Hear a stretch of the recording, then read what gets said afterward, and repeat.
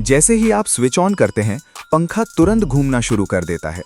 लेकिन क्या आपने कभी सोचा है कि इलेक्ट्रिक मोटर के अंदर आखिर ऐसा क्या होता है जिससे ये घूमने लगती है? चलिए 3D में मोटर के अंदर का पूरा विज्ञान समझते हैं। जैसे ही हम मोटर के अंदर जाते हैं, हमें कॉइल, मैग्नेटिक पोल और एक घूमने वाला रोटर दिखाई देता है, जो मिलकर बिजली को घूर्णन ऊर्जा में बदलते हैं।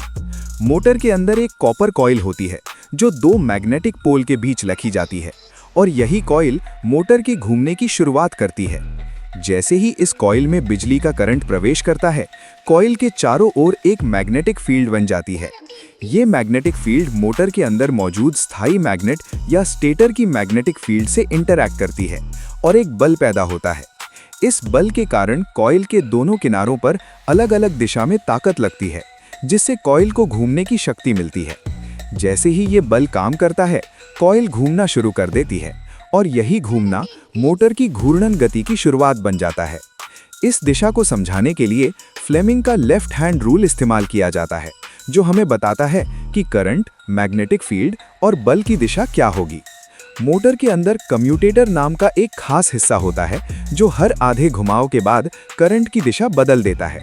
जैसे ही करंट की दिशा बदलती है, कॉइल पर लगने वाला बल भी बदल जाता है और इसी वजह से रोटर लगातार घूमता रहता है। ये घूमता हुआ रोटर एक शाफ्ट से जुड़ा होता है और यही शाफ्ट मोटर की घूर्णन शक्ति को पंखे, मशीन या किसी अन्य उपकरण तक पहुंचाता है। इसी सिद्धांत की वजह से पंखे, मिक्सर, पानी के पंप और कई तरह की मशीनें बिजली की मदद से आसानी से घूमने लगती हैं। अब मोटर के दूसरे महत्वपूर्ण हिस्से को देखते हैं, जिसे स्टेटर कहा जाता है। स्टेटर मोटर का स्थिर हिस्सा होता है, जिसमें कई कॉइल लगी होती हैं और यही कॉइल मिलकर घूमती हुई मैग्नेटिक फील्ड बनाती हैं। जैसे ही एसी करंट स्टेटर की कॉइल में प्रवेश करता है, हर कॉइल के आसपास मैग्नेटिक फील्ड बनने लगती है और ये फील्ड लगातार अपनी दिशा बदलती रहती है। इन्हीं बदलती हुई मैग्नेटिक फील्ड के कारण स्टेटर के अंदर एक घूमती हुई मैग्नेटिक फील्ड बनती है, जिसे रोटेटिंग मैग्नेटिक फील्ड कहा जाता है। जब ये घूमती हुई मैग्नेटिक फील्ड रोटर को काटती है, तो रोटर के अंदर भी करंट इंड्यूस हो जाता है और उस पर एक घुमाने वाला बल लगने लगता है। इस बल के कारण रोटर घूमना शुरू कर देता है और स्टेटर की घूमती हुई मैग्नेटिक फील्ड का पीछा करता है। जब तक स्टेटर में एसी करंट बहता रहता है, ये रोटेटिंग मैग्नेटिक फील्ड भी बनी रहती है और रोटर लगातार घूमता रहता है।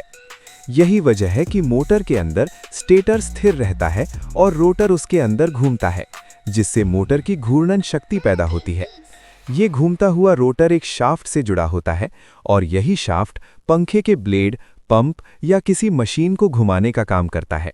सीलिंग फैन के अंदर भी यही मोटर होती है, जहां रोटर घूमता है और पंखे के ब्लेड को घुमाकर हवा पैदा करता है।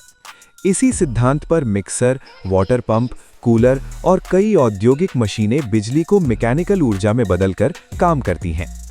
यानी साफ शब्दों में कहें तो इलेक्ट्रिक मोटर बिजली की ऊर्जा को सीधे घूमने वाली ऊर्जा में बदल देती है और यही सिद्धांत आज की लगभग हर आधुनिक मशीन को चलाने की ताकत देता है। तो अब आप समझ गए कि इलेक्ट्रिक मोटर के अंदर बनती मैग्नेटिक फील्ड और घूमता हुआ रोटर मिलकर बिजली को घूर्णन गति में कैसे बदल देते हैं।